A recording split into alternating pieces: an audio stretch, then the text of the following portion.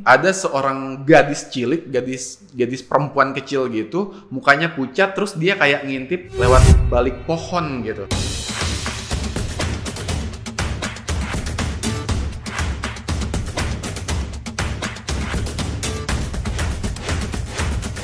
Halo teman-teman, kembali lagi di channel Anggi Septianto dengan gue Anggi. Dan kali ini gue akan ngebahas hal yang berbeda dari konten-konten gue sebelumnya. Buat kalian yang belum nonton konten-konten sebelumnya, kalian bisa cek di YouTube gue, silahkan buka dan klik berbagai macam konten yang udah gue buat. Dan kali ini khusus buat kalian, gue akan ngebahas fenomena-fenomena atau gambar-gambar yang terekam atau terpotret di dalam Google Maps atau Google Earth. Potret pertama yang akan gue bahas, yang pernah terpotret di dalam Google Maps adalah sebuah boneka besar berbentuk kelinci berwarna pink yang ternyata besarnya itu 2-3 kali lipat dari rumah manusia pada umumnya. Gila ya, maksud gue itu kan serem banget gitu. Kalau misalkan dilihat dari atas aja dengan mata telanjang gitu ya, kalau misalkan lu naik pesawat atau naik helikopter gitu ya, lu pasti akan kaget banget ngelihat ada sebuah boneka yang tergeletak lunglai gitu di atas tanah dan gedenya gila-gilaan banget. Itu maksudnya apa gitu? Itu yang bikin bulu kuduk lu merinding mungkin iya, terusnya juga pasti lu kan akan memikirkan hal-hal yang mungkin tidak terpikirkan sebelumnya gitu. Itu boneka kenapa ditaruh di situ? Apakah ada sekte atau ada perkumpulan-perkumpulan rahasia atau apa, kita nggak tahu. Tapi ternyata boneka yang gedenya segede rumah itu, bahkan lebih besar dari rumah, itu adalah sebuah karya bernama Hase yang dibuat oleh Australian Art Collective Gelatin. Jadi ternyata boneka itu emang ditaruh aja gitu secara sengaja supaya sih katanya fungsinya untuk kayak buat ngehibur para turis yang datang. Jadi boneka itu bisa dinaikin, bisa lo tidur di atasnya gitu ya, bisa lo panjat gitu ya. Tapi ternyata serem juga ya kalau misalkan kita belum tahu kalau ternyata boneka itu punya fungsi untuk menghibur para turis-turis yang datang ke sana gitu.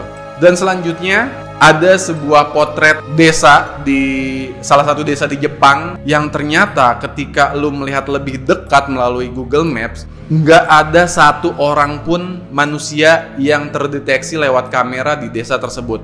Desa tersebut bernama Desa Nagaro.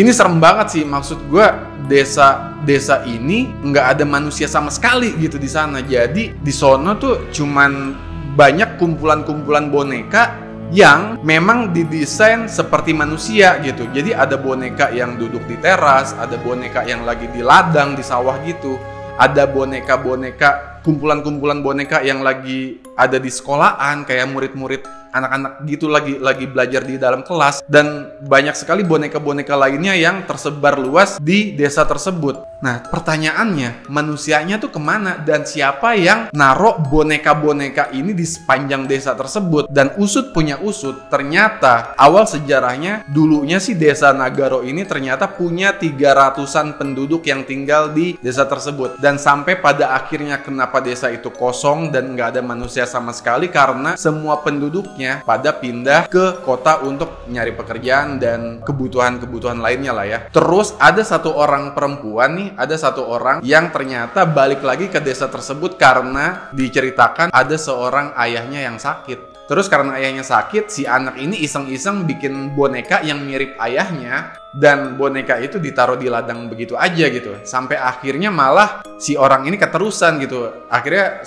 sehari-harinya waktu itu ya dia bikin boneka lagi, bikin lagi, terus diletakkan di berbagai tempat di pojok-pojok desa itu gitu. Mungkin awalnya serem ya, karena kan nggak umum gitu ya, sebuah desa yang harusnya ditinggalin sama manusia ini malah ditinggalin sama ratusan boneka gitu. Dan apalagi bonekanya diletakkan di tempat-tempat di mana pada biasanya manusia ada gitu, kayak di teras, di sawah, di sekolah dan lain sebagainya gitu ya. Waktu itu mungkin serem, tapi sekarang karena kita udah tahu sejarahnya dan ternyata boneka-boneka itu dibuat oleh seseorang, ya akhirnya jadi nggak serem lagi. Malah bahkan desa ini sekarang menjadi sebuah salah satu tempat objek wisata ya, banyak turis yang datang ke sana untuk ngelihat desa boneka Nagaro ini. Tapi anyway, kalau misalkan lu datang sendiri ke desa tersebut, sebenarnya serem-serem juga sih ya, karena kan boneka gitu yang notabene biasanya kalau film-film horor gitu ya, kayak film-film Jepang atau Amerika ya, sebut aja kayak film Chucky yang udah lama banget, itu kan dasarnya boneka ya, serem juga ya.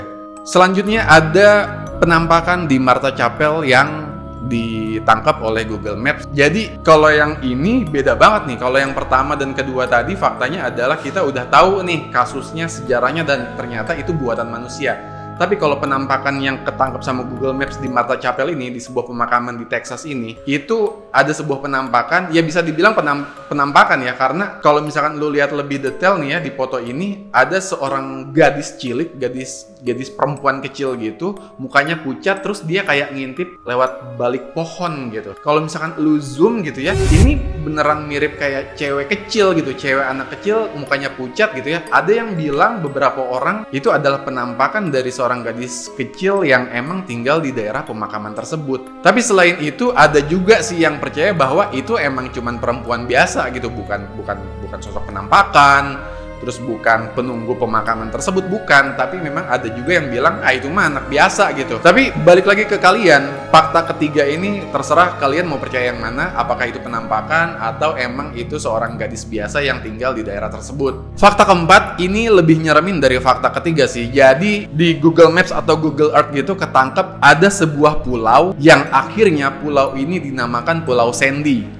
Terus usut punya usut, para kumpulan ilmuwan ini penasaran, ini kok ada pulau ya di tengah perairan luas gitu. Akhirnya pada November tahun 2012, kumpulan ilmuwan datang rame-rame ke pulau tersebut, ke daerah tersebut ya, di lokasi tersebut ya. Dan ternyata ketika mereka udah sampai ke titik lokasi tersebut, ilmuwan ini nggak menemukan pulau yang terdeteksi di radar mereka. Jadi selama ratusan tahun ini para ilmuwan tuh kayak aneh aja gitu. Di radar mereka tahu ini ada kumpulan tanah yang mereka namakan pulau gitu. Pas mereka datang ke lokasi tersebut, pulau itu nggak ada. Yang mereka temukan cuman air, ya air aja gitu. Pulaunya nggak ada. Untuk para penganut teori konspirasi mungkin ini hal yang sangat seru banget ya, karena di Google Earth ketangkap bahwa ada pulau, tapi pas disamperin itu nggak ada, hilang gitu ya. Apakah itu pulau berhantu atau apa? Tapi menurut beberapa orang pada akhirnya bilang bahwa itu semacam kesalahan manusia aja gitu ketika nge-record tempat tersebut gitu. Mungkin aja itu kayak kapal besar yang terekam atau apa. Tapi anyway, itu balik lagi ke kalian mau percaya yang mana. Terus selanjutnya yang terakhir adalah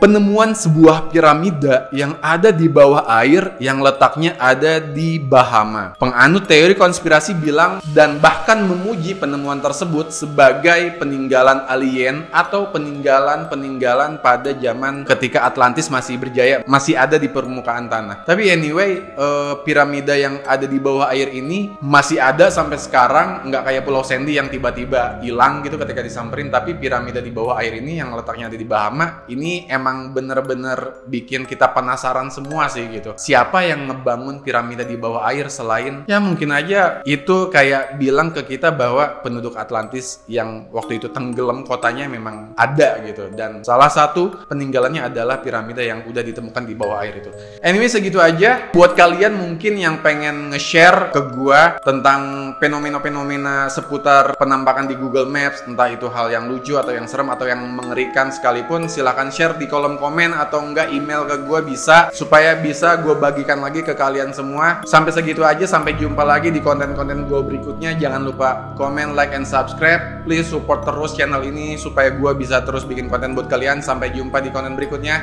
Bye!